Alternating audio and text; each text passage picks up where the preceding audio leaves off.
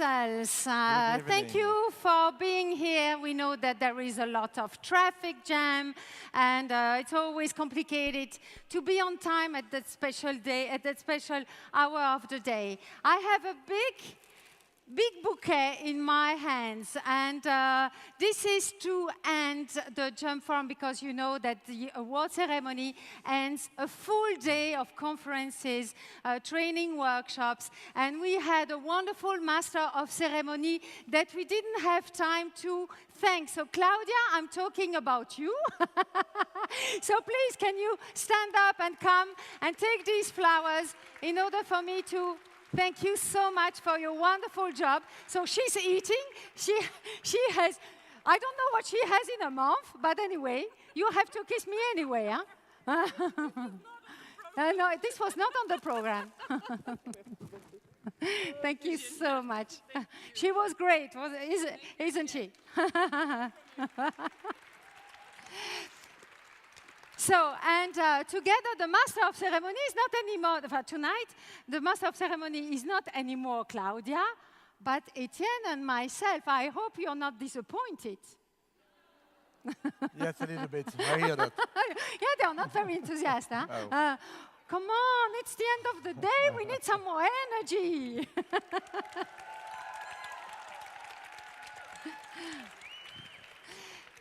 So we are here thanks to our partners, and mainly thanks to Etienne. Etienne Gossa is the managing director of Coca-Cola, European partners. And it's been now 4 years. 5 years. 5 years. Coke. That we work together for the award, yeah. And that he supports us, me. And so I'm very, very happy to be able to work with him. He's really the chairman of the award, not only his brand, but also himself as a man, as a person. He's the chairman of the jury, and he dedicates a lot of time and especially of commitment to the topic. But we will hear from him. So, we are at the 8th edition of the Wo.Men Work Award.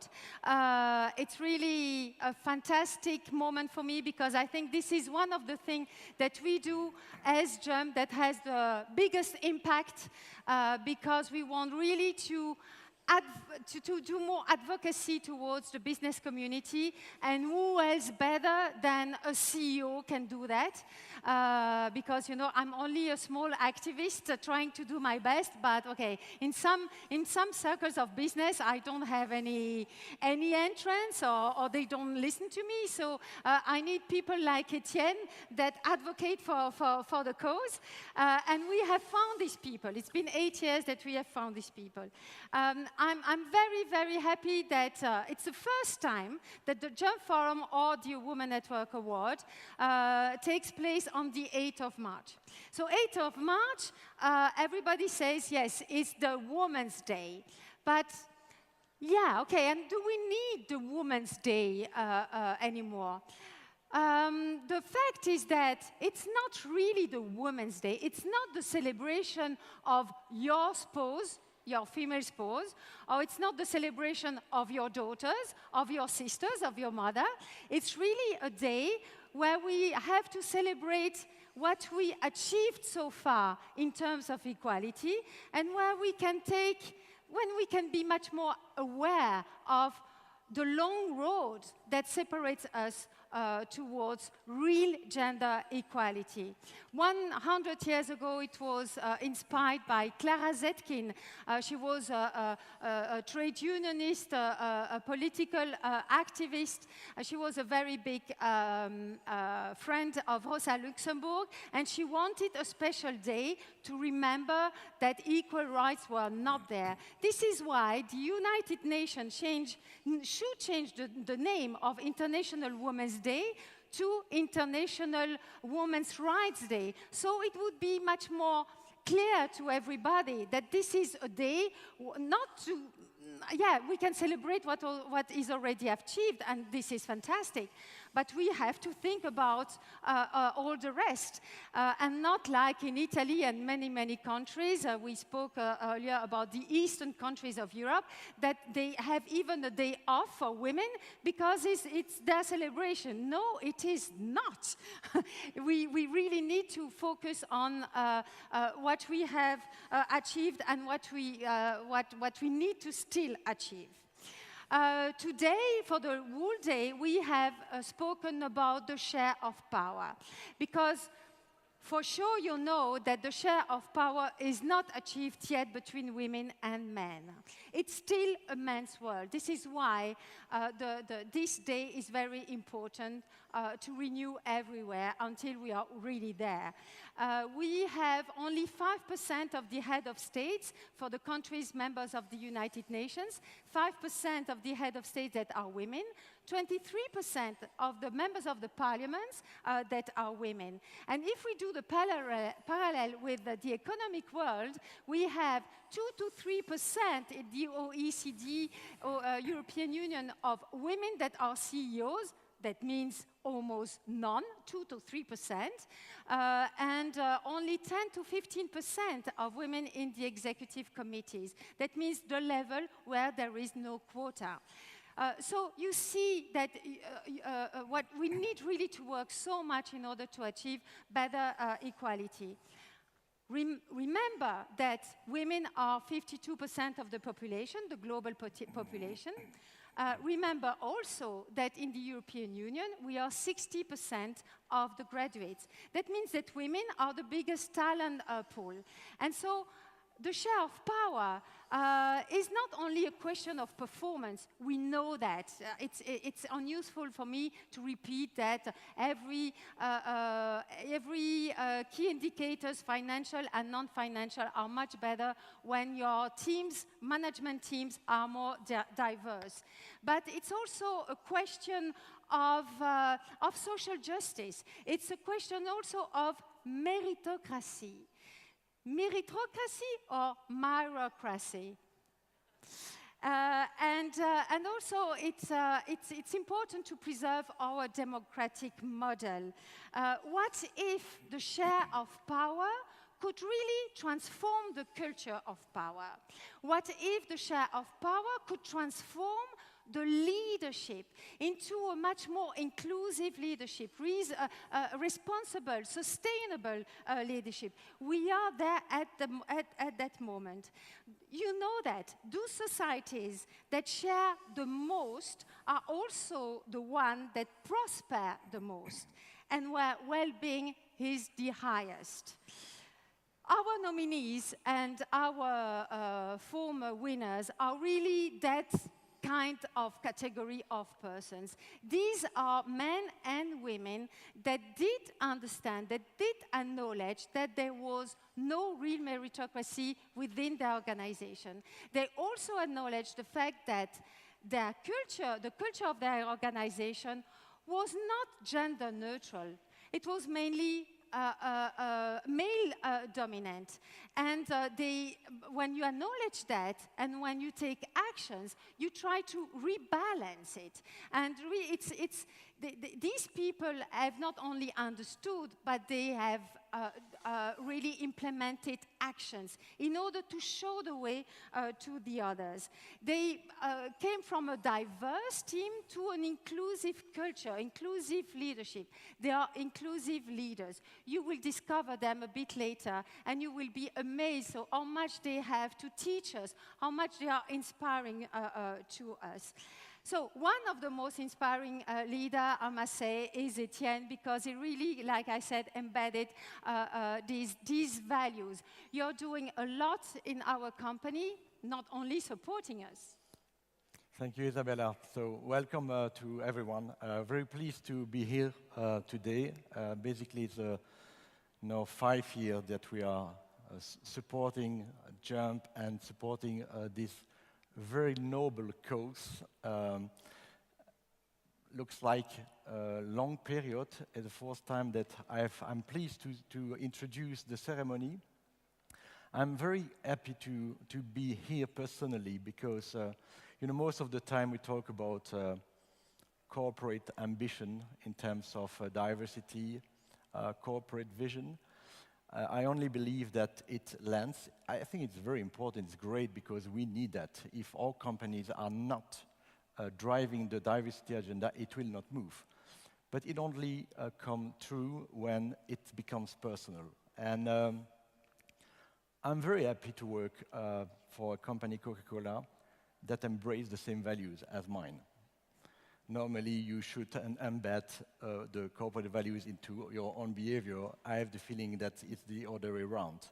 And I'm very pleased with that. I feel very, very happy to share those values with all my colleagues here. But at the same time, I can tell you, Isabella, that I feel like a little bit sometimes like an alien. You know, coming back from a trip on Mars. A beautiful alien. That's a gender diverse remark. On the way back from Mars to Earth, but having the feeling that I landed on the wrong planet sometimes. And certainly when I'm listening, hearing, reading what I see in the media, and I see some resurgence of what I would call barbaric behaviors. And last year, when I was introducing this ceremony, it was just after US election and after some strong statement of Mr. Trump and co, I would say, I'd hoped that it would have been a kind of short-term disruption in the progression of the human rights. But basically, 12 months later, a new name popped up, Weinstein. It made it even worse, revealing a kind of resurgence or hidden chapter, too much hidden chapter of some Stone Age behavior. And I would have hoped this award would be a kind of the cherry on the cake of the diversity in our world. Basically, I still feel and understand that it is part of the cake itself. That this award is a kind of train that we need to support to encourage, drive, push diversity not only in business world, but also beyond. That's what it is. It's very unfortunate, but that's the situation today. And so it's absolutely great that we have so many people here in this beautiful location to continue to support actively the gender equality and talk about that much more, even much more than in the past. So today is a celebration moment for the gender equality, but it's also, I think, a fantastic opportunity for us all and for myself to learn from and to be inspired by some strong leaders, 3 passionate candidates that have been working hard over the last years to push the diversity agenda in their organization. So I hope, and I'm absolutely convinced that you will spend a lot of good time listening to all those people, and you will see that they have a tremendous passion to drive this diversity agenda. So on beforehand, I wish you a fantastic ceremony moment. Thank you. Thank you, Etienne. Thank you really much.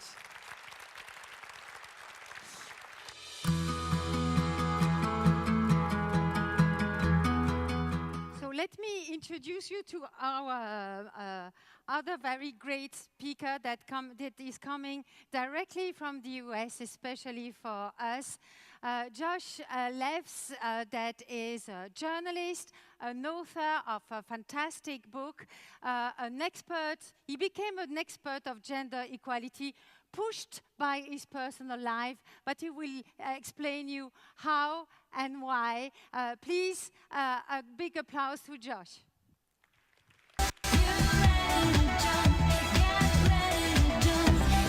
Thank you again. Thanks, Colin. All right. Just pardon me while I unpack all my stuff here. How is everyone? It's great to be here. I love talking about this stuff so much that I sometimes start talking fast. So if I'm talking too fast at any point, just go like this, and I'll slow down. Let me ask you, how many of you, if any, were here this morning for my talk this morning? Okay, so a handful. Okay, I'll do my best not to bore you while I go over the little parts that are similar. I want to start off, before I tell you my story, before I go into any of this, I want us to have a visual and powerful reminder of why we're here. And this is the most powerful one, I think. This is it.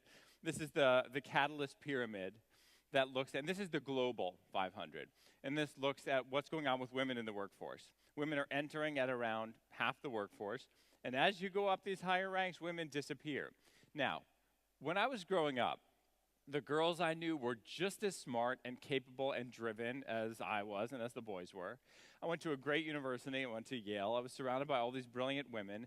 We all thought, that we would go off into the world and we would have equal opportunity in life, at home and at work. We thought that would be real. Here I am, 20 years out of college, and this is where we are. So what I'm going to tell you now is that in order to fix this, there is half of the problem that no one has ever told you about, and that is facing the reality of what's going on with men. Except for those of you who heard me earlier. Someone has told you that because I'm the one who told you that earlier. But here's something else I need you to know about me at the top. I know I talk to a lot of businesses, and sometimes people are a little wary. They say, okay, so people are preaching to us about the importance of gender equality, but how much do they know about business? So I want you to know, the first family value that I ever understood was business and the importance of business. My sister recently dug this up for me.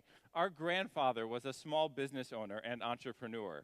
He was a kosher butcher, the only one in his little town. And this was his store. It was a shack at the edge of his driveway. But I used to play with his cash register, and I thought it was magical. I thought it was the most amazing thing. And I loved his stories about being able to sell a little meat because I understood that his ability to sell spelled the difference between my mom, when she was a kid, having or not having enough food to eat. I understood that the ability to create a business and sell and thrive within one is crucial. Then I thought I was going to go into business. I thought I'd be a money manager or something, but instead, it turned out that I liked talking a lot, so I became a broadcaster. And this is me on the radio, on National Public Radio in the United States. Oh, I joke that you can always wear a t-shirt on the radio. It's great. No one knows what you look like. But when I started doing this, I started interviewing people in businesses. I was always interested in business. So I'm based in Atlanta. I interviewed people with businesses there, including Coca-Cola, based there. But I also travel around the world. I reported from Nuremberg and Sydney, Australia, everywhere. I talk to people in business about what it's like. And I've come to understand that this is a test of democracy. If anyone has a shot, no matter their gender, their race, their religion, if anyone has a shot at succeeding in business, you have more true freedom, more true democracy. Then I jumped over to CNN, and the short version there is that I became this fact checker. And I would jump on the air and say what's true and what's false. And I started doing it all the time. In order to do it well, I had to learn something that almost no other journalists know, and that is the science of what makes numbers real versus fake. So I had to learn whether a study is legitimate or not, and unfortunately, I came to see that there are lots of studies out there that are not legitimate, and that there are only a few that are. I tell you this so that you know you can trust me. The numbers I'm going to be showing you here are legit. And this is why you may have heard business arguments in the past. I don't know exactly what you heard, but I do know this. The facts are in, and they are not only supportive of gender equality, but they show that it's now a necessity. Here's how I came to get involved in this.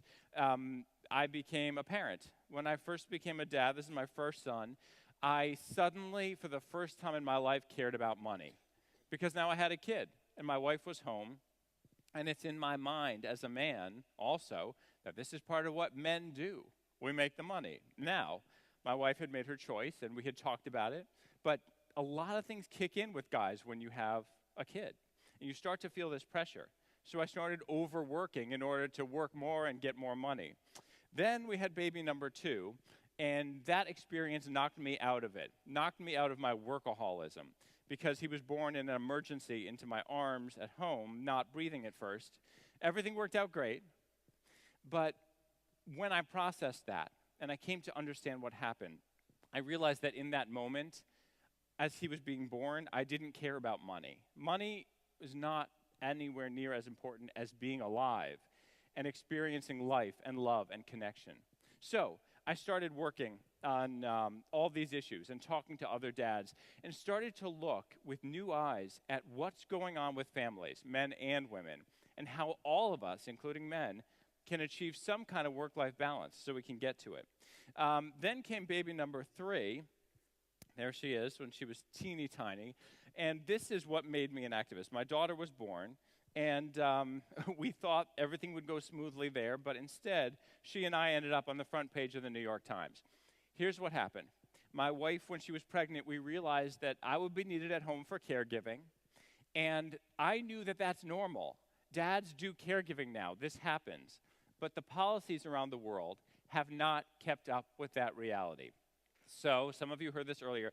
The policy I was under at CNN allowed anyone 10 paid weeks to care for a new kid, except a guy who got his own wife pregnant. Anyone except a traditional biological father could take off 10 paid weeks and care for a baby. So anyone sitting next to me at work could adopt my baby, and that person could get 10 paid weeks, but I couldn't. So I tried to get the leave. They said no. My daughter was born early in an emergency, prematurely. They still said no. I took legal action. When I took legal action, support came in from all over the world, from men and women, from groups, from corporate leaders. So I started looking into this. Why did so many people, especially gender equality activists, care so much about my case? What did it matter? And I got an offer from HarperCollins to do a book, and I went off on this journey to find out. And this is what I found out. We still have the workplace gender police. That's what we call it. We have laws, policies, and stigmas that are designed to push women to stay home and push men to stay at work. And what we never talk about is all the things that are holding back women in the workplace are also holding back men at home. We don't have equal opportunity for men to be caregivers. And I've now found there are a lot of very well-meaning companies out there that say, we're really trying to attract women, so we're creating all this maternity leave. And I say, that's great. Do you have paternity leave? And they say, no, we don't have any of that. This is about women. What they don't understand is, if you're not making it possible for men to be caregivers, you're not making it possible for a family to choose to have the woman stay at work while the man stays home.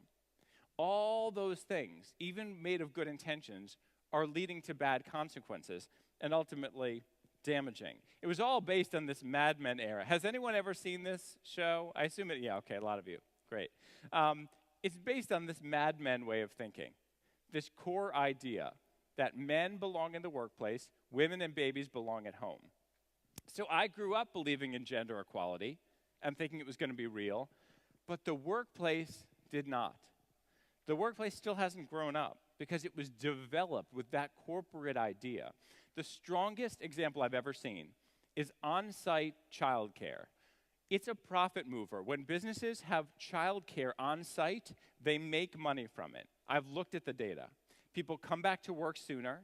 They're even willing to pay more for on-site childcare than they are to have to drive across town to drop off and pick up their kid.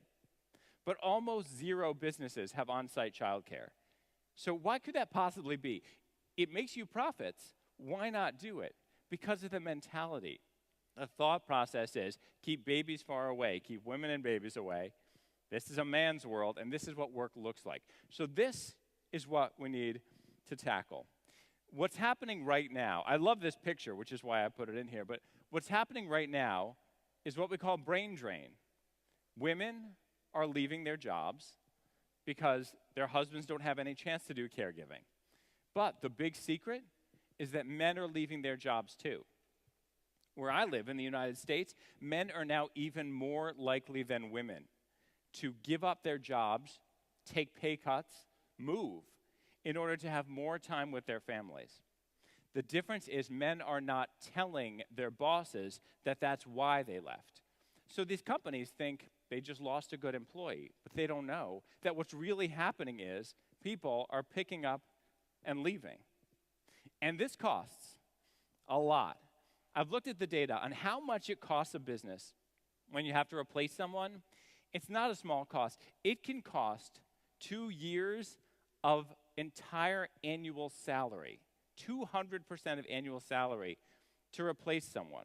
Businesses don't often do these calculations, but when you need to replace someone, you've got all these people spending work time in that process.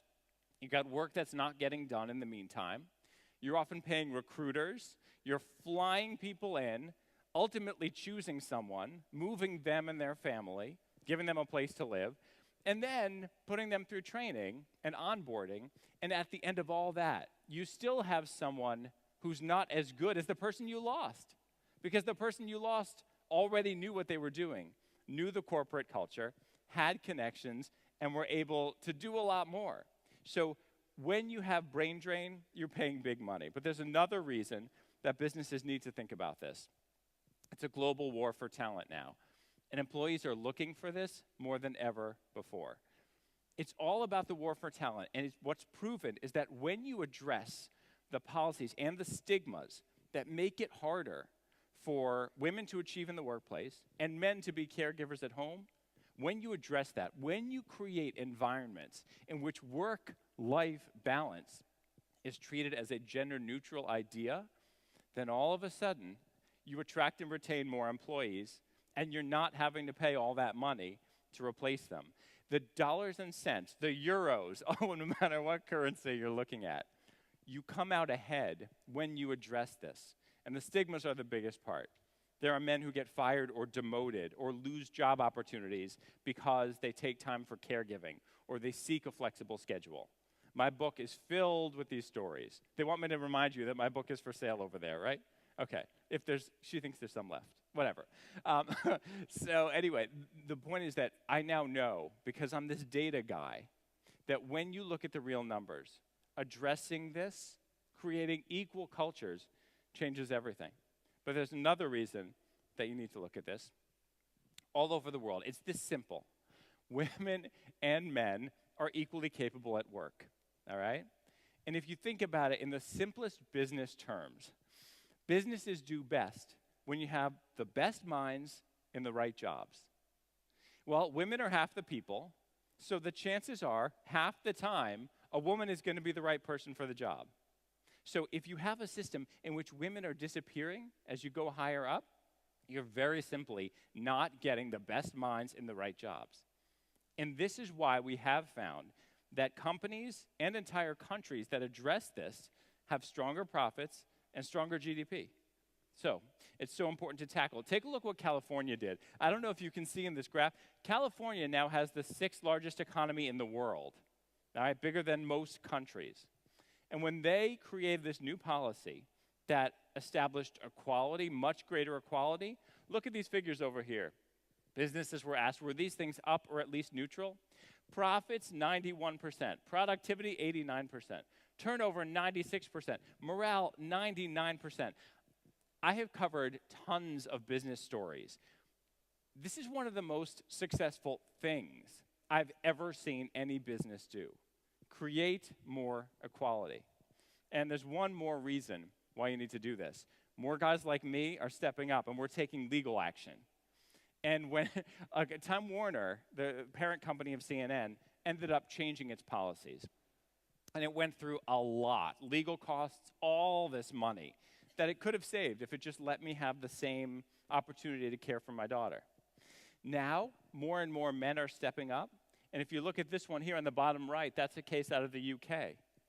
It costs money not only in legal costs, but in the hits to the reputation. When someone steps up and says, my company won't let men be equal caregivers, all of a sudden there's all this bad press. I can tell you as a journalist, news agencies love stories like this right now. So you don't want to fall into that trap either. It's so important for so many reasons to address this. And the most important one is this. What would you want to tell this group of babies if they were right here in front of you right now? Would you want to say, you're going to have equal opportunity someday, or you won't? We can hope that the next generation maybe changes it. They won't, the same way my generation couldn't. It's up to us right now. If we don't fix this, then 30 years from now, our kids will be standing here saying the exact same thing. So we have to tackle these policies and these structures right now.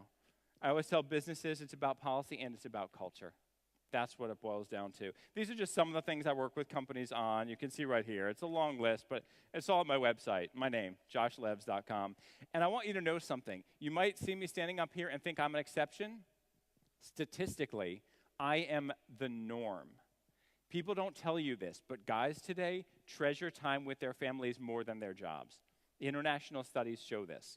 The secret of men is that we actually do want more time at home, but we don't think we can say that in the workplace because it violates this old idea. This is what the real data show. So we work together, and this is what it boils down to. Support the proven laws, build equitable workplace policies, end the stigmas. That is how we all do this together. That is what makes us all in. Thank you very much. Thank you. I hit my time. I told you I would. I do hit my times.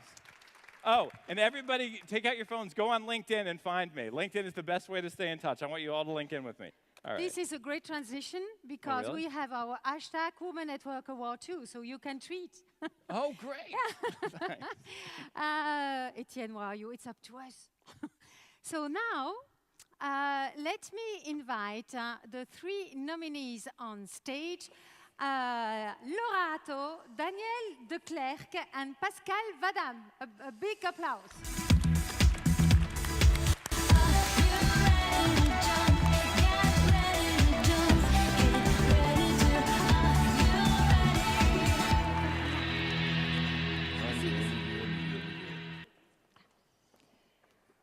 Great. So, we will have Daniel. a discussion about what you have achieved, how you did it, and what are your advices. Yeah, so very important, interesting part of the ceremony because you will share what you do day in, day out. So I have a couple of questions that I will share with you. Maybe Laura, I can start with you. Which one action do you think is the most powerful to achieve better gender diversity, gender equality? Yes, thank you.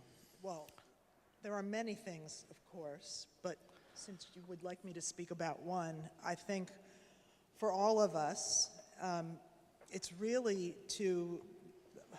for me anyway, I don't want to speak for my colleagues here, it's to be visible on this issue. It's really to lead from the front, to not accept anything except change, to be talkative about this internally and externally, to take as many opportunities as present themselves and find others that don't naturally present themselves and insert yourself into the conversation. Because if we as leaders don't insist that this change and take actions, I'm sure we'll talk about more actions, to actually make the change happen, it's just not going to happen. And Etienne, you said this in the introduction as well, and I think for me, that's probably one of the most significant things that we all need to keep doing. Daniel, would you share the same vision or would you select another one? Well, I share the same vision, basically. So it is about awareness and about making clear to everyone that it is important, but not to mention the same thing. For me, it's also basically having a plan. I mean, as a company, and we probably will talk later about quota and about other things to increase gender diversity and gender equality. But as a company, if you really want to increase gender equality and gender diversity in your organization, you have to have several actions in order to get there. And that goes from creating the environment, giving more flexibility in your organization towards men and women, and to promote younger women into senior functions. So it's a combination of actions that you need to have in order to reach, at the end, complete gender equality in your organization. Okay, thank you. Pascal, most of the time we couple inclusiveness with gender diversity, gender equality. How do you measure inclusiveness in your organization? So first of all, and I totally agree with what my colleagues here are saying, so first of all, I think it should be really part of our DNA and our culture. So you need to, as an organization, walk the talk. So first of all, for me, it's really important that everybody can feel it. But it's good to have it and to have it feeling it and have it part of the culture and DNA. But then, of course, you need to measure it. So how we measure that because at Dell EMC we measure everything. Also our diversity and inclusion numbers. So we're really looking at, okay, at our manager and the leadership, what is their ratio of diversity and inclusion in the team? And then it's not only gender, it's also culture, it's generation, it's age. It's also different types of persons. And we look, are they growing it? Do we see growing in the number of diverse and inclusive numbers? And also we measure also the productivity and the results. And based on what we saw by driving that diversity and inclusion in our team, we see really an increase of our results and our productivity. Okay, Laura, for the same question, inclusiveness, is it a KPI you can monitor, inclusiveness? We also have a lot of data that we use to assess how, as a company, we're doing on this. And as Pascal mentioned, I think we're here to talk about gender diversity, but diversity generally is important. And it's through the measurement. I'm a big believer that you know, unless we're measuring it, we're not really certain about what's going on. And so, yes, I absolutely agree with this. And it's only by doing this that I know the changes that we're making and where we're making progress and where we still have progress to make. So absolutely, yes. And I can say, for example, since we're here talking about gender diversity, that in our leadership groups in BNY Mellon here in our European bank, I've, over the past few years, rebalanced the gender diversity in the leadership groups, and we're equally making progress where we're hiring. We have work to do in the middle zone, and you know, we've talked about that, right? But so we know that because we measure it, and without measuring it, we don't know where we need to focus our efforts. So I completely agree. Daniel, role modeling, leading by example, is a key element when we want to drive the gender equality agenda. But how do you make your management accountable? How do you make it happen that your manager feel accountable for this agenda? Well, I think first of all, like you said, you can never change your organization if you don't lead by example yourself. So one of the first things you have to do is that not only in words, but also in action, you will show that gender diversity and gender equality is very, very important. I think one of the first things I did in my organization was to have a management team where there is a perfect balance between women and men. And also to look into other elements of diversity, because it goes beyond gender diversity. It's about characters, it's about cultures, it's about language, it's about different things. And basically, once you've done that, then automatically, almost the rest will follow. But in order to be credible and in order to have this credibility in your management team and in the management teams below, you have to get rid of glass ceilings, because that's the first thing you have to do. And if you come back to measurement, if you measure your glass ceilings, you can very well identify them and you can work on that. But I think at a certain time, every manager shows how to do it. Pascal, a bit the same question. Or did you engage more the management in this diversity story, I would say? Well, we did two things. So for me, it's important to walk the talk and show examples. So for me, it was important, and Josh mentioned it already, it's important to create an environment where people feel they belong, but also where people feel they can be themselves.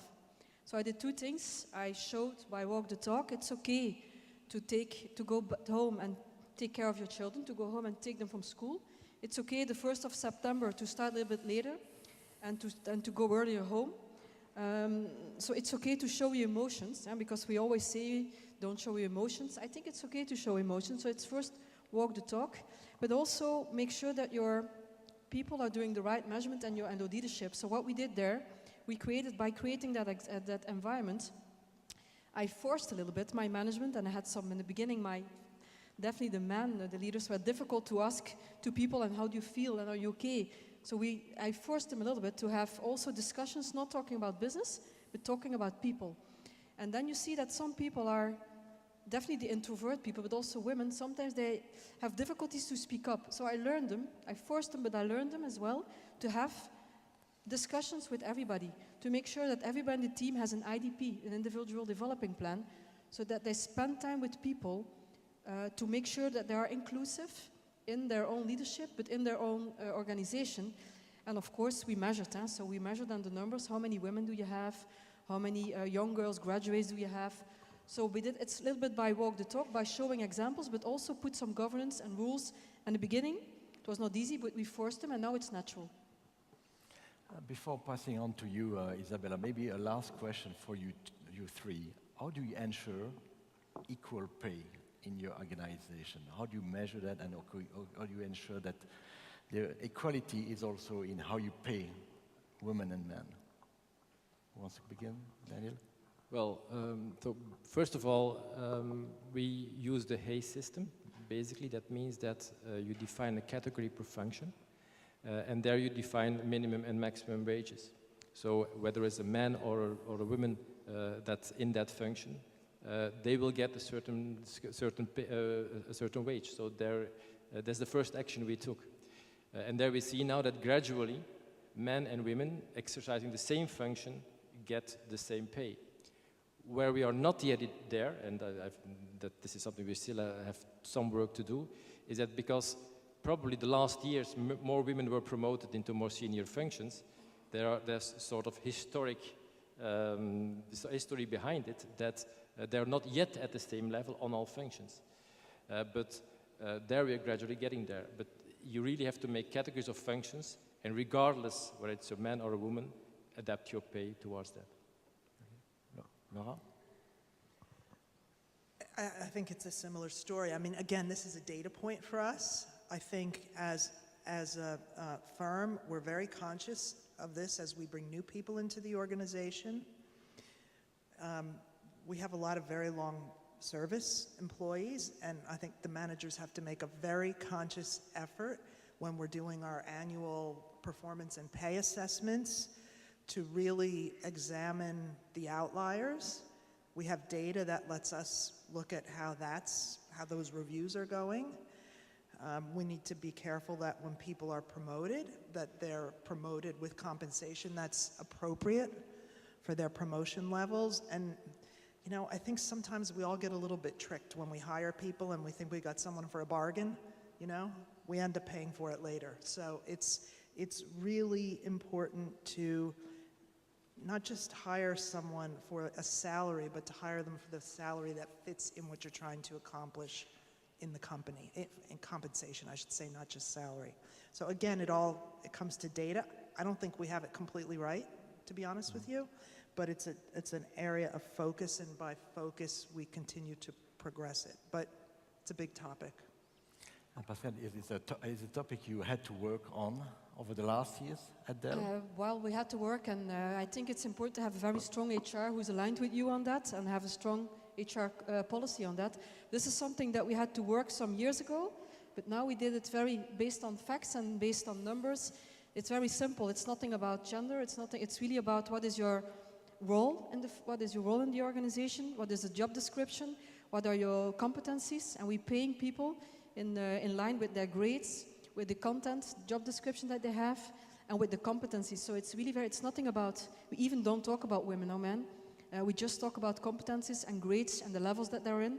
And this is really very black and white, so it's a very smart calculation without any emotional or subjective thing that we can use. So we put some work in that, but it's working really well, and it's a framework that we're now using for the last, I think, 6-7 years. And I can say that we almost have no issue between difference in men and women's salaries. Keep the mic, because I have a question for you. You said that you want to lead by example, and this is true. This is really common to all the nominees of the award in general, the winners, of course, hopefully. But it's not easy every day, every time. So how can you be sure that your behavior is always, or tend always, to be aligned with your values? That's a difficult one, but for me it's an easy one as well to answer it. So for me, I think it's very important to be authentic. And if you have some beliefs in, you need to walk the talk. And always, whatever you do, think about it, is this really in line with my beliefs? Is it really in line with my value? And then you execute on that. And I want to look in the mirror every day in the morning. So, and this is the way I execute. And if they don't agree with me, then we agree to disagree. But for me, it's really important. So for me as well, and making sure that you treat people every time in an equal way. Be authentic. Follow your passion as well. Follow your emotions. Follow your feeling. Follow your heart. It's maybe very soft, but I think this is the one that keeps me going. So do what you think that you need to do, and lead by example, and don't accept other behavior in your organization. Also because you are a role model to women, to other women. Yeah. So do you have a specific message to women that you don't necessarily have to men in your team? Yeah, I have a few. So the first one that I would like to say, because women, they are afraid to make mistakes. Because we always want to be perfect. Perfect mother, perfect friend, perfect employee, perfect manager. So the first thing that I would say, we don't need to be perfect. It's okay to make failures. It's okay as well to ask questions. It's okay to ask support. Because sometimes we think as women, if I'm going to ask support, I'm going to be weak, they're not going to see me as an equal, as a manager. I need to be strong. So that's for me as well. It's okay to ask support. I said it before, it's also okay to ask, to show your emotions. I think emotions is very human. And it's okay to say that you don't agree or that you don't feel okay with some decisions. Another one is as well to be authentic. I have a lot, huh? Don't copy men. I did the mistake first. So my first manager role, I had also in a black suit, black shoes. So I copied. I had also the same behavior. So I think that the strongness of the diversity and being ourselves, this is what gives the impact and the strongness on the diversity and the productivity. So the thing is, be yourself as well. And another one that I said, help each other, support each other, also motivate each other to go for promotion, to say something in a room. What I sometimes see as well, that women, if they're saying something, and it's happening quite a lot, women is saying something, a very strong statement, men don't listen. When a man repeats after 2 minutes the same statement, it's a fantastic idea. So what I'm saying to women as well, support each other in those meetings. If some of the women make a very strong statement, just support it. Take it out, even make it bigger. And the last one, because I can talk for hours on this topic, is that if you see that if you have an open position, and this is definitely for men, but also for women leaders, is make sure that you ask the women to go for that function. It's not because you think that you are not perfect, again, do the perfect one, and you think you don't have the capabilities for 80%, for 20%, you have them for 80%. So go for that position. I have another view, but I can talk for the whole evening, Isabella. I know. Laura, I did the same as Pascal. I tried, because I wanted to be a good leader at the beginning of my career, and so I tried to be a man like all the others. What about you? Well, I mean, maybe early in our careers, before we found ourselves, maybe we all did this a little bit, because the role models that were available to us were primarily men. But I think the world's different now. And I think, one thing that I remain very conscious of, and I think Pascal just touched on it, is that there are often times where we as women may argue a point quite strongly, quite assertively, and we'll be accused of being emotional or not being businesslike enough. And you have to be strong enough in yourself to realize that if you were a man wouldn't get those comments directed at them. So you have to, so anyway, I mean, I could lead that into a lot of other topics, such as, I just will, okay? Is it okay if I carry on here for a minute? Yes, of course. So I would say, coming back to advice points, in addition to echoing, I don't know if you wanted me to talk about that next, but I'm just going to talk a little bit. Okay. Know yourself. I think this is really, really important, you know? These are your advices to women? Yeah, well, Okay. well, I would... Only to women? I would say this applies to everyone, Okay. but I think it's really important for women in particular for some of the reasons that Pascal has mentioned here. I think that by knowing yourself, by asking for feedback, don't be afraid to ask for feedback. This is another point I would make, is actually ask for feedback all the time, because probably if you're hearing some things, there's some truth in them, even though they might be a little bit not uncomfortable to hear. And it's only by asking for this advice and this feedback that you can address it and do something about it. And so if, you know, maybe you think you're coming across a little bit like a man, you know, get that feedback, and you might have some things you want to adjust or not, but be aware of it and be conscious of it. I could go on about other things as well. And about leading by example, what do you do to your team and to the female member of your team?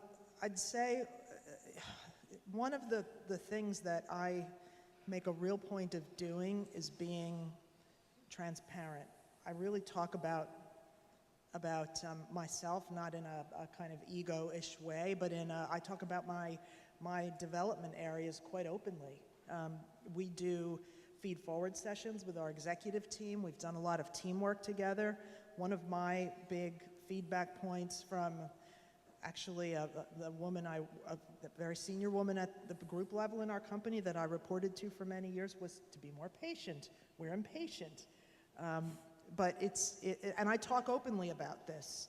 Another thing, and Pascal touched on this, is when you're knowing yourself, once you get to know yourself, you may realize that you maybe do lack some of the confidence that others around you have in order to reach your full potential. And there's a kind of topic called Impostor Syndrome, which some of you may be familiar with.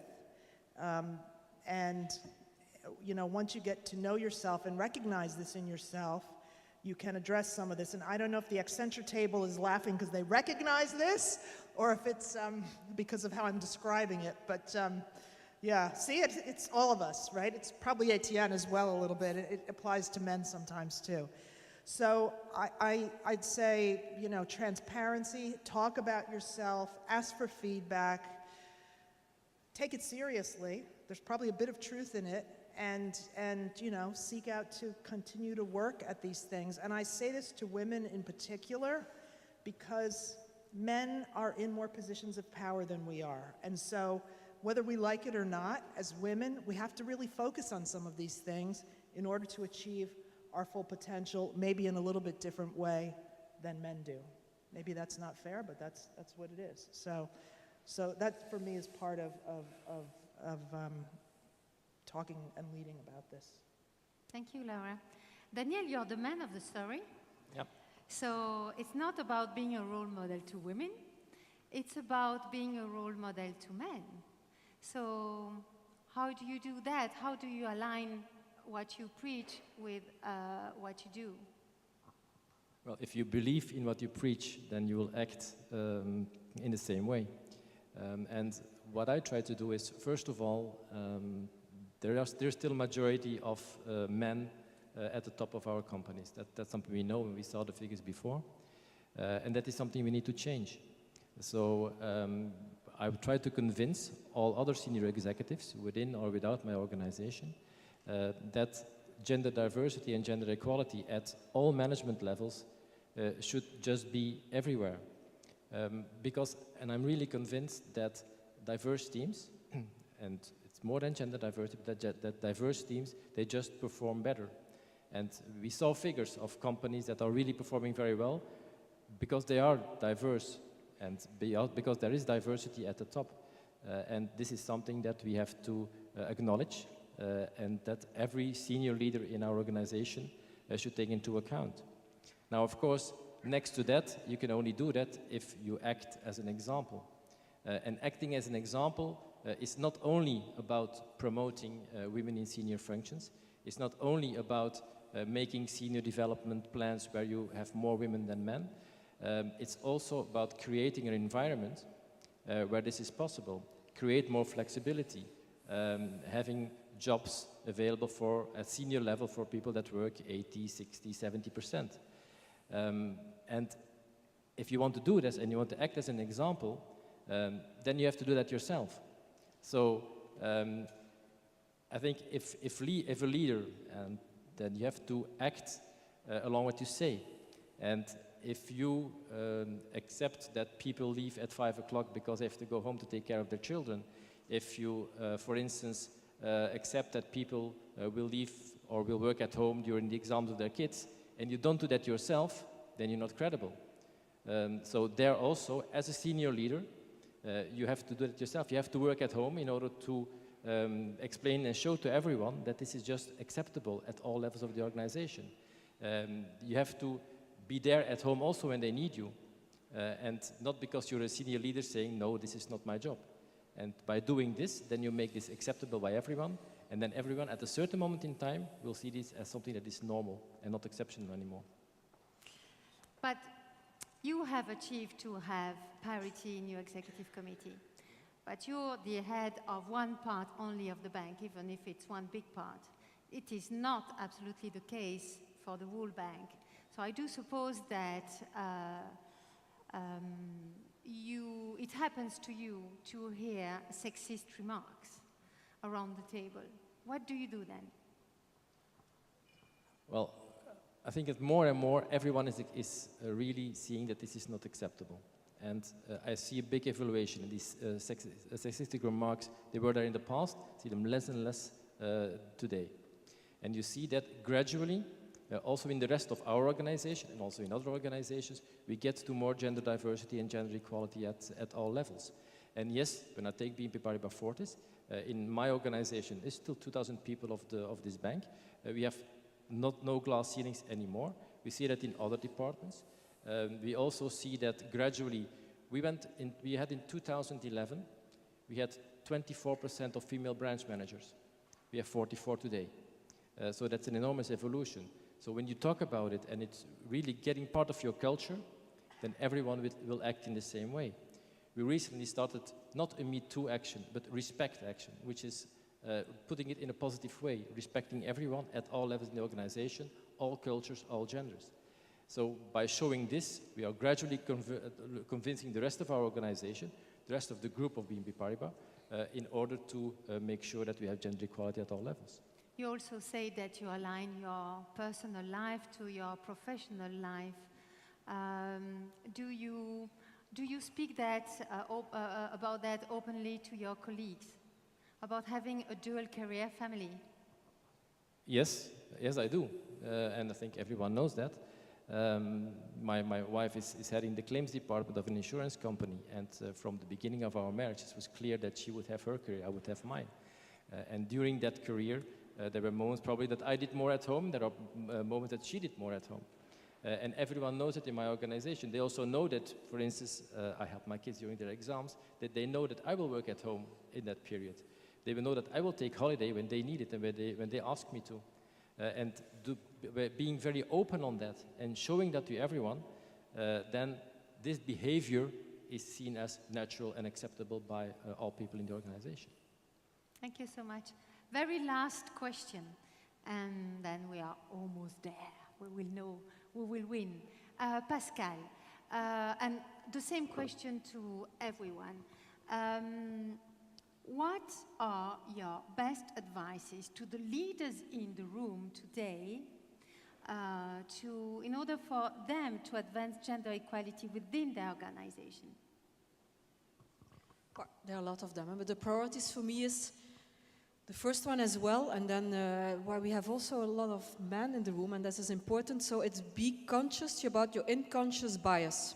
So this is, for me, the very important one. We implemented a program, MARC, Men Advocate Real Change.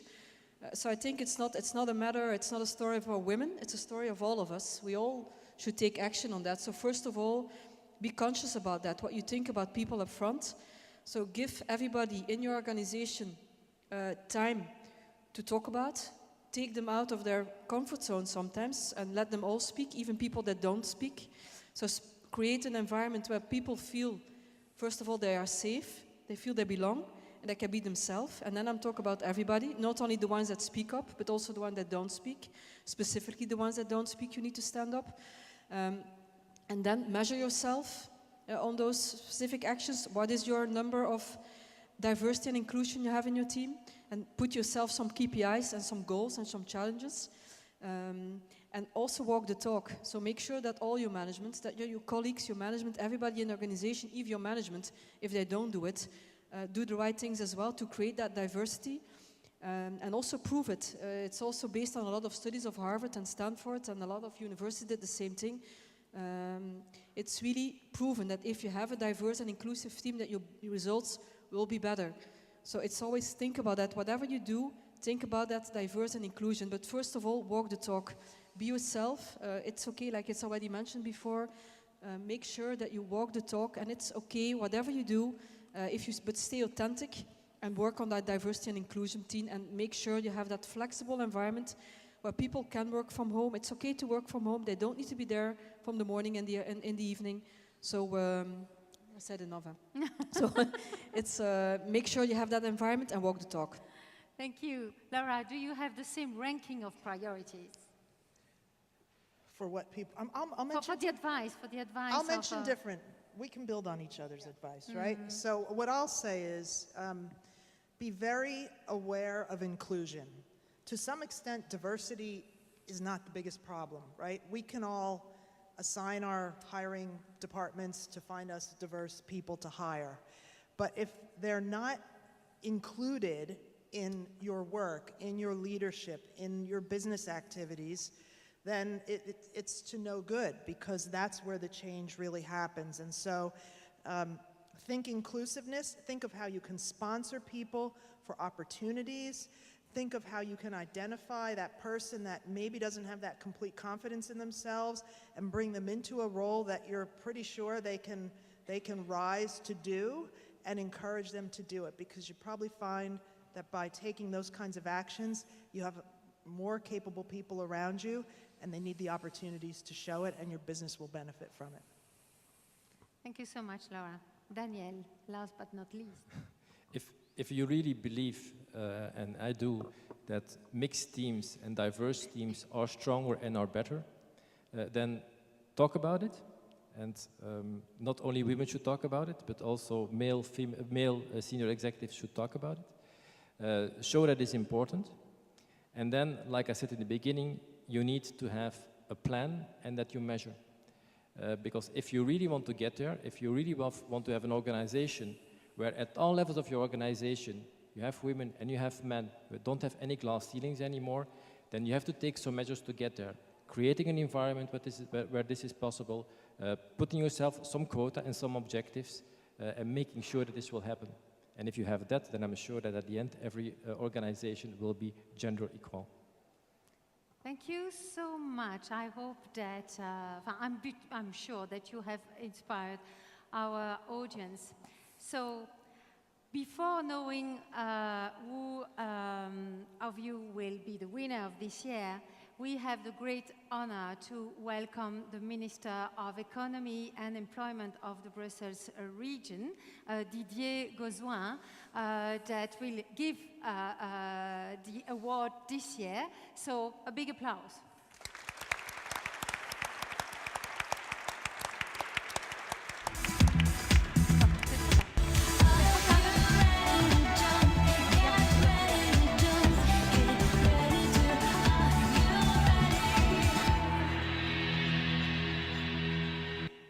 Bonsoir, je vais vous surprendre, je vais parler en français. We do have a translation with headsets over there. Can you? Yeah. Yeah. Well, Ah, super. So you can get a headset there. Thank you. Voilà, d'abord, merci à Jem, à Isabella de m'inviter pour apporter le témoignage d'un responsable public. J'ai entendu votre débat et les responsables privés, et ce qu'il fait dans les entreprises par rapport aux défis dans le cadre de cette journée, mais pas seulement cette journée. En termes de responsable politique, lorsque j'ai pris ma fonction, une des premières initiatives que nous avons prises, c'est d'établir un baromètre de l'emploi féminin, se rendre compte de la réalité des chiffres. Où est-ce qu'on en est à Bruxelles, où est-ce qu'on en est en Belgique? Je me réjouis d'ailleurs que le fédéral adopte aujourd'hui d'ailleurs une même initiative et qu'au niveau belge, nous aurons ce baromètre pour suivre, par exemple, pourquoi il y a moins de femmes parmi les administrateurs dans les sociétés. Pourquoi plus la société est importante et moins il y a de femmes. Pourquoi il y a cet écart salarial. Comment se fait-il qu'à Bruxelles, un tiers des indépendantes et des entrepreneurs, un tiers des indépendants et entrepreneurs sont des femmes et 2 tiers des hommes, alors qu'elles sont plus de 50%. Comment se fait-il que dans certaines études, notamment celles qui mènent au monde de l'économie, des nouvelles technologies, des mathématiques, des sciences, il y a une minorité de femmes? Comment se fait-il que dans le domaine du numérique, par exemple, ce soit un monde quasi masculin, comme si la digitalisation, le numérique était inaccessible pour les femmes? Toutes ces questions, il est essentiel de se les poser, il est essentiel d'avoir des chiffres, il est essentiel de se donner des objectifs. Par exemple, en termes de taux d'emploi, on le sait, en région bruxelloise, le taux d'emploi des femmes est pas bon, même s'il est en progression. Je crois que c'est important qu'au niveau d'une société, nous ayons ces indicateurs. Parce qu'en ayant ces indicateurs, on met en œuvre des politiques, que ce soit par l'adoption de quotas, comme on l'a fait, notamment dans certaines structures publiques, l'obligation de parité, etc. C'est une démarche, que ce soit par la sensibilisation ou que ce soit par des actions très concrètes.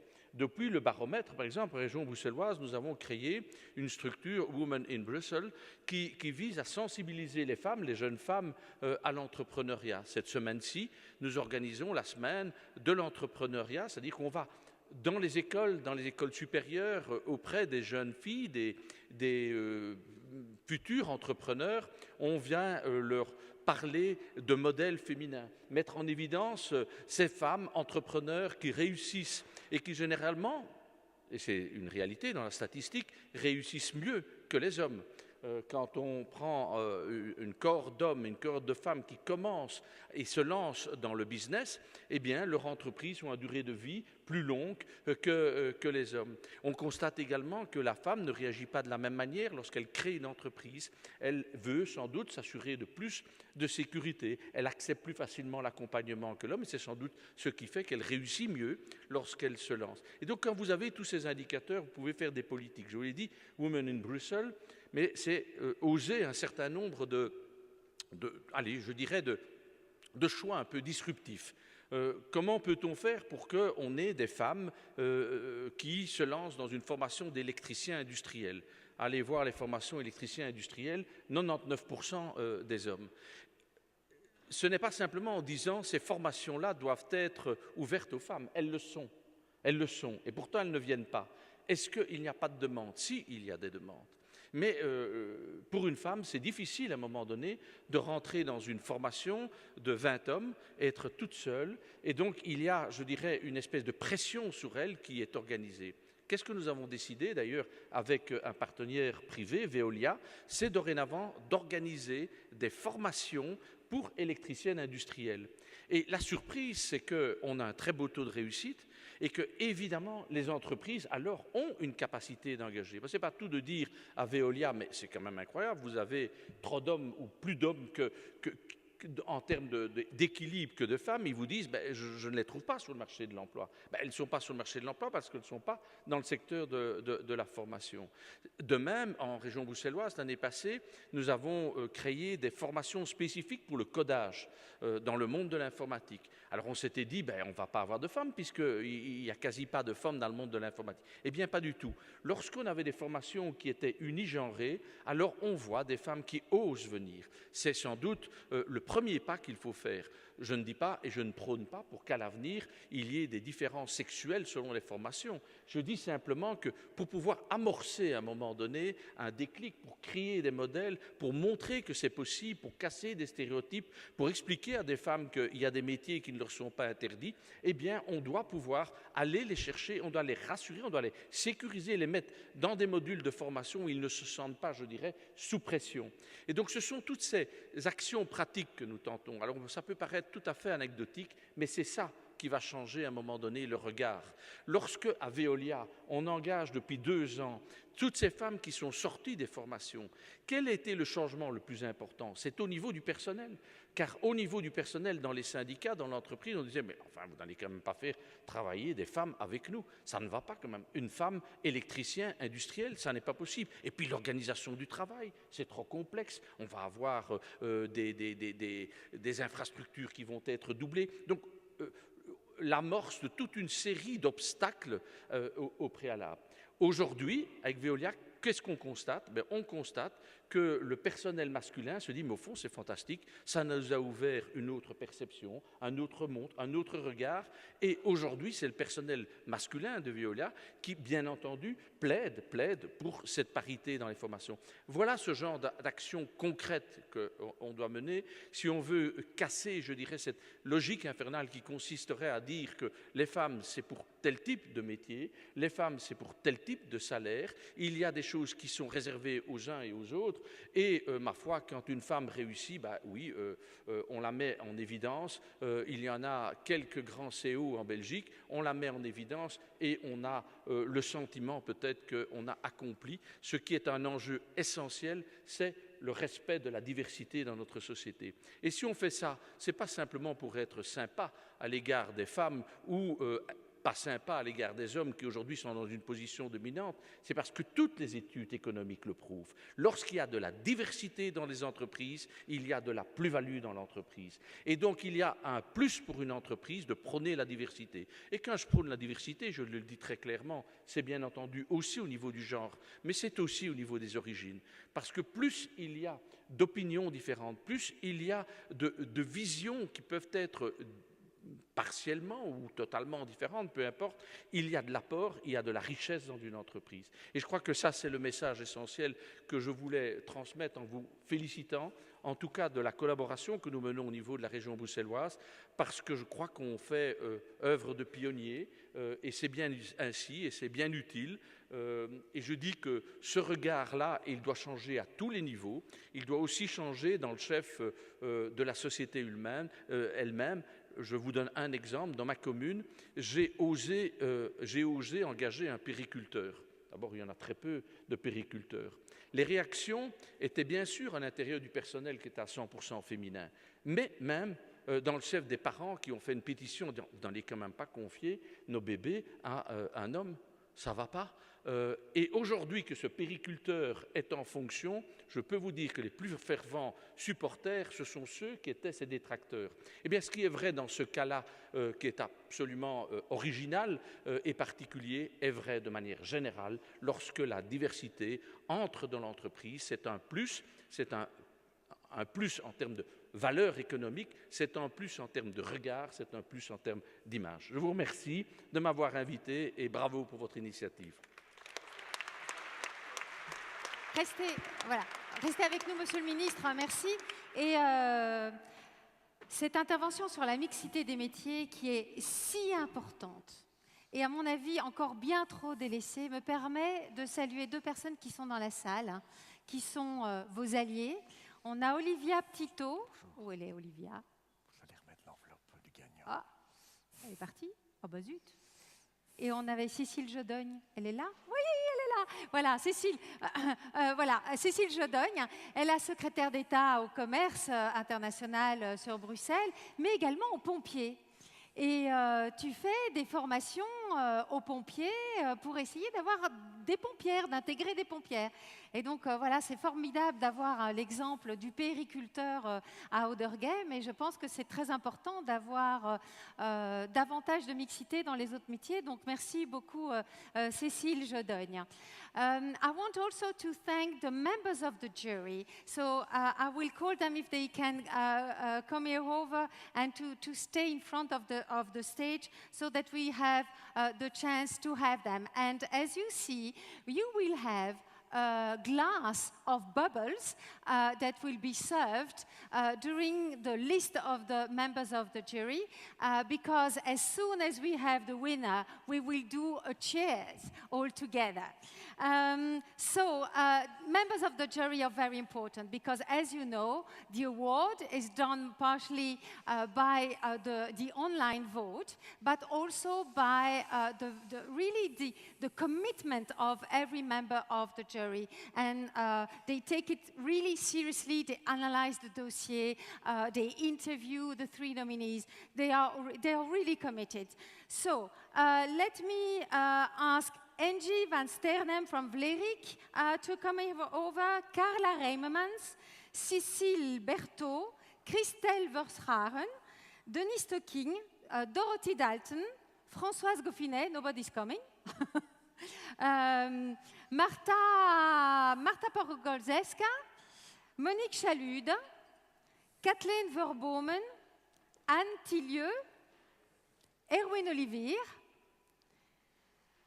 Sarah Vermeer, Charles Van Divort, Jean-Paul Erhardt, Hervé Lagache, Anna Moreno, Claudia de Castro Calderina, et Vincent Van Damme. A big applause to them. They are coming. Allez!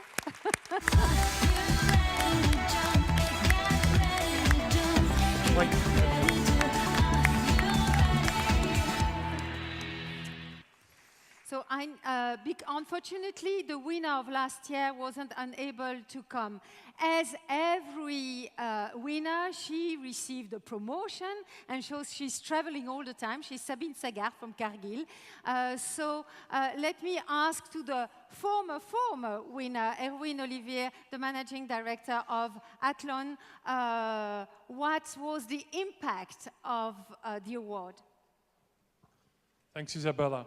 What was the impact of the award? For me, it was a wake-up call because everything I did and the reason why I got the award was a lot of very pragmatic things that I implemented in my company, but I didn't realize that it was so special. And for me, that the award made me realize that in order to change the world, it's not about changing your own world. It's also to go out and tell the story to the others. And that's what I would say to the candidates also. Winning the award, it's not about the prize. It's about being an ambassador afterwards and inspire others. Within your own company, you can easily influence the people around you. But this is really about inspiring other leaders around the world. So it doesn't end here. It's just starting here. Exactly, because it's not only for 1 year. When, like Christelle is also, you were the second of our winners. It's not only for 1 year, because you're called all the time to advocate to others, to take the floor in front of other leaders, I suppose. So it's a real commitment that continues. So thank you very much. One very last thing before the award. I would like to ask to my team to come here over because they really deserve to be thanked warmly for their wonderful, wonderful job. So please, Christine, Alasne, Stéphanie, Lucille, Célia, Clara, Gary, il est derrière son ordinateur là. So Paulette, Camille, I don't know where you are. Stephanie, no, you cannot stay over there because you're a fundamental part of the team, so you should come over here. So I have that chance, that incredible chance of having a wonderful team. And everybody always says it's not about me, it's about the team, but it's so true. So thank you so much to be part of the game, to follow the vision that I had, and to work so hard together with me. We have our Paris team that is somewhere there, and we have also Paulette. Paulette, tu ne viens pas? Allez, viens. Allez, viens te montrer. Paulette works with me since 8 years, something like that. She's the veteran of the team. She's age 76 and she's really great. Viens, Paulette, viens. Viens ici. Allez, viens devant. Viens.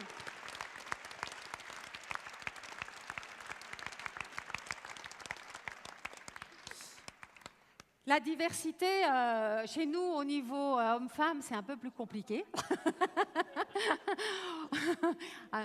On l'a au niveau âge, on l'a au niveau origine. Voilà, on a notre homme.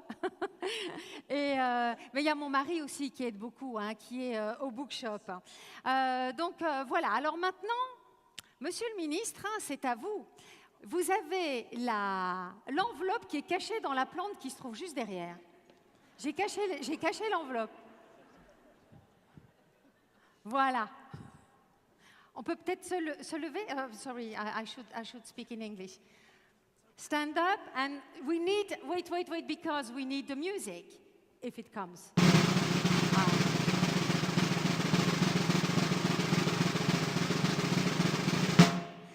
Préparez vos verres. Ta-da-ta-da. And the winner is Pascal Van Damme.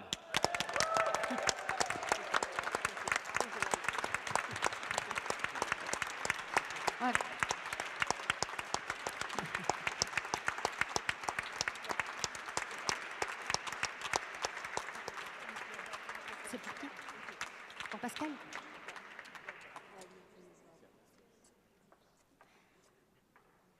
So we are waiting for a few words.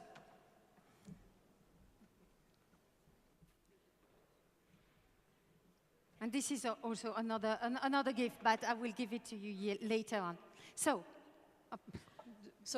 first of all, I really would like to thank you for the recognition from Jump and Isabella for the organization. I also would like to congratulate also the other two nominees because they did a great job as well. I also would like to thank my team for joining me here and supporting me in this. So I will do my best to walk the talk what I did. So I will do my best to be a great ambassador. But also would like to call everybody out to do a little bit the same. So it's not standing here. We all can be here. We all can be ambassadors for Jump and for making diversity and inclusion part of us. So I would like to call everybody out for doing the same thing. Walk the talk. Think about yourself, authenticity, and make sure you all stand here next year. Join me on this stage. Thank you. Bravo.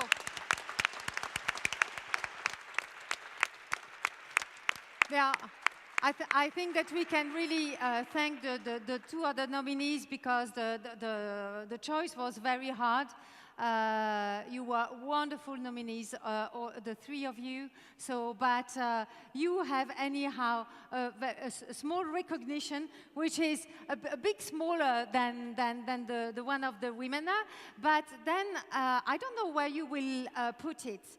We had a CEO from Novartis that put it really beside the welcome desk of her office at the reception. Will you do that? The first one I was nominated well, now I'm going to put it there again. You will put so that everybody there. will see It's when they're joining in, a big one. Ah. Okay, thank you. Étienne, tu veux conclure? Yes, so... Et il faut qu'on boive, j'ai oublié. Vous avez bu? Ah, bah zut alors. We didn't. We didn't We yet. didn't. We didn't yet. So it was one wonderful year with very strong and passionate candidates. And one of the things that I've noticed over the last 4 years is the commitment and the self-passion for this critical topic increase year on year. So it was a very difficult choice. And yes, we all say that you don't win silver or bronze, you lose gold, basically, but you deserve gold for everything you do in driving this agenda forward. So congratulations to all of you. Thank you so much. Thank you to Coca-Cola, to all my partners, and have a wonderful evening. We will celebrate in the Fascination Center among beautiful cars where a walking dinner is waiting for you. Thank you so much.